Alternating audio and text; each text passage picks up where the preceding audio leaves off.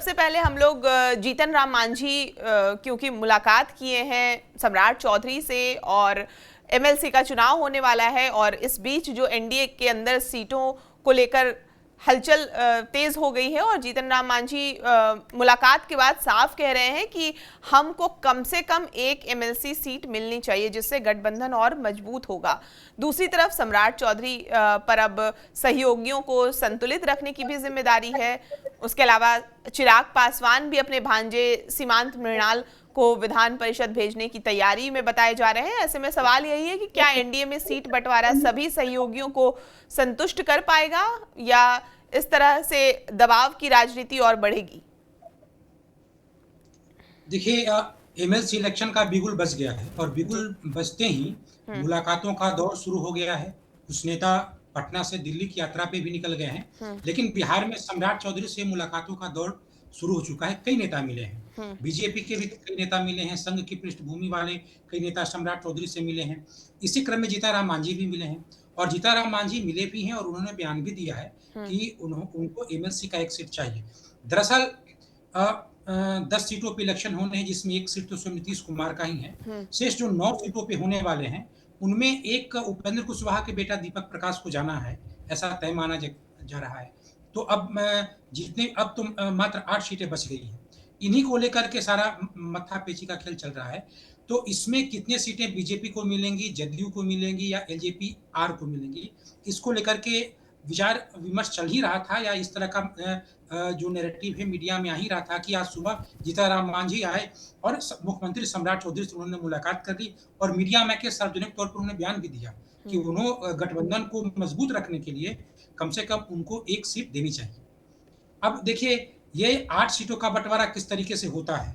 जदयू चाहेगी कि वो बीजेपी से एक भी सीट सही लेकिन ज़्यादा ले, बीजेपी खुद जदयू से चाहेगी। इस बीच में एलजेपी आर है, जिसके बारे में ऐसा माना जा रहा है कि उनको एक सीटें मिलेंगी क्योंकि उनके 19 विधायक भी हैं और राज्यसभा में उन्होंने बीजेपी का या एनडीए के उम्मीदवार का बहुत ही खामोशी के साथ समर्थन भी किया था और कभी भी दावेदारी भी उन्होंने नहीं की थी राज्यसभा सीट को लेकर के। तो ऐसा माना जा रहा है कि एक सीट उनको मिलेगा। लेकिन चूँकि एलजेपी आर को एक सीट मिलने की खबरें आ रही थी, लगता है इसीलिए शायद जीताराम मांझी भी आए हैं और वो 1 सप्ताह पहले दिल्ली भी गए थे। दिल्ली भी जाकर के वो वहाँ भी नेताओं से मिले हैं, वहाँ भी बिहार के मुख्यमंत्री से वहाँ भी मिले हैं। यहाँ भी आकर के वो सम्राट चौधरी से पटना में भी आज उनकी मुलाकात हुई है।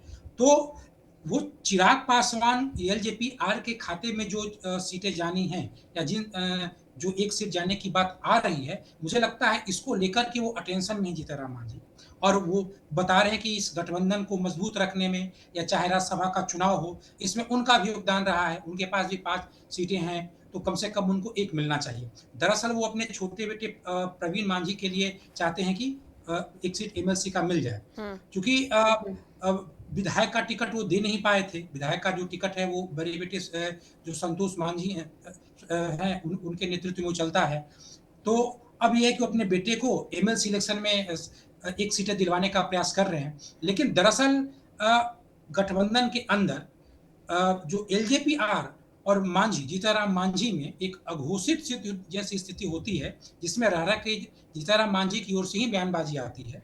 तो इसको बीजेपी को निपटाना पड़ेगा और बहुत सारे समीकरण हैं, जैसे कि आप देखिए कि जदयू में भी एक तरीके की बात चल रही है कि आनंद मोहन की जो नाराजगी है, तो क्यों ना किसी राजपूत समाज के लोगों को एमएलसी सीट दी जाए। इसी तरीके से बीजेपी में भी चल रही है। संघ के पृष्ठभूमि के कई नेता चाहते हैं कि एमएलसी बन जाए। इसके साथ ही ये भी माना जा रहा है कि बीजेपी यादों को लेकर के हमेशा सजग रहती है और वो चाहती है कि वहाँ से भी कुछ ही सही लेकिन वोट बैंक आए। तो यादव वोट बैंक को इस लिहाज से किसी यादव नेता को बनाया जाए। इसी क्रम में सतीश यादव हैं, बीजेपी के नेता हैं, वो भी जाके सम्राट चौधरी से उन्होंने मुलाकात की। एक कयास ये भी लगाया जा रहा है कि चूँकि मंत्रिमंडल के विस्तार में बीजेपी की ओर से कोई कुर्मी नेता किसी भी कुर्मी विधायक को मंत्री नहीं बनाया गया है, इसलिए एमएलसी में किसी कुर्मी नेता को बनाया जाए। ऐसे एक प्रेम रंजन पटेल हैं, जिनको टिकट विधानसभा चुनाव के दौरान भी टिकट मिलने की बात होती थी लेकिन टिकट नहीं मिल पाई। तो उनके नामों की भी एक चर्चा है।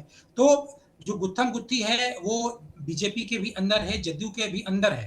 हर तरह के समीकरण को लोग साध रहे हैं। इसमें एलजेपी-आर चाहते हैं कि उनको भी एक टिकट मिले, अपने भांजे के लिए हो। अ, वो उनकी माताजी तो सक्रिय राजनीति में आने से इनकार ही कर दिए हैं, तो बिल्कुल। वो भी है। इसके अतिरिक्त कुछ और भी नेता भी हैं, जो कि एलजेपी-आर के हैं, वो भी सक्रिय हैं, वो भी चाहते हैं कि अ, वो भी एक तरीके से लंबे समय तक जो राजनीति में काफ़ी सक्रिय रहे, लेकिन कभी भी उनको टिकट नहीं मिल पाया विधानसभा चुनाव में, तो वो भी चाहते हैं कि यहाँ तो एलजेपी-आर पे भी एक क्लेम है उनके कार्यकर्ताओं के द्वारा कि उनके जो कार्यकर्ता हैं या जो नेता हैं, उनका एक बड़ा वर्ग है, जो उनके ही परिवार के लोगों के द्वारा उपेक्षित किया गया है। तो इस समीकरण को साधने के लिए भी परिवार को टिकट ना देकर के एलजेपी-आर के ज़रिए वो अपने कार्यकर्ता को या किसी दूसरे नेता को टिकट दें। तो इस तरीके से तरह-तरह की कयासबाज़ी चल रही है। लेकिन इस बीच जीताराम मांझी का खुल्लम-खुल्ला दावा आया है और इससे निस्संदेह जो बीजेपी है वो प्रेशर में है, क्योंकि उनकी जो दावेदारी है या जो उनकी जो माँग है वो बीजेपी से ही है। वो सम्राट चौधरी से ही मिलने गए। देखिए वो नीतीश कुमार से या निशांत कुमार से मिलने नहीं गए या जदयू के जो संजय झा आदि जो बड़े नेता हैं, उनसे मिलने नहीं गए, वो सम्राट चौधरी से ही मिलने गए हैं। और वो दिल्ली भी गए थे, दिल्ली में उनको वक़्त नहीं मिल पाया, वरना वो चाहते थे कि वो प्रधानमंत्री से भी या गृह मंत्री अमित शाह से भी मिले। तो उनकी जो दावेदारी है टिकट मिलने की, वो बीजेपी से ही है और एलजेपी-आर को भी जो टिकट है वो बीजेपी को ही देना है। तो निश्चित तौर पे सम्राट चौधरी को तमाम जो समीकरण हैं उनको साधने के लिए, साथ ही साथ बीजेपी के अंदर जातिगत समीकरण के साथ-साथ अपने सहयोगी दल, खासकर जीतन-राम मांझी हों और चिराग पासवान हों, इन सबका विश्वास जीत करके इस टिकट बँटवारे में पहल करना एक बहुत ही दायित्वपूर्ण काम है इस इलेक्शन में सम्राट चौधरी के लिए।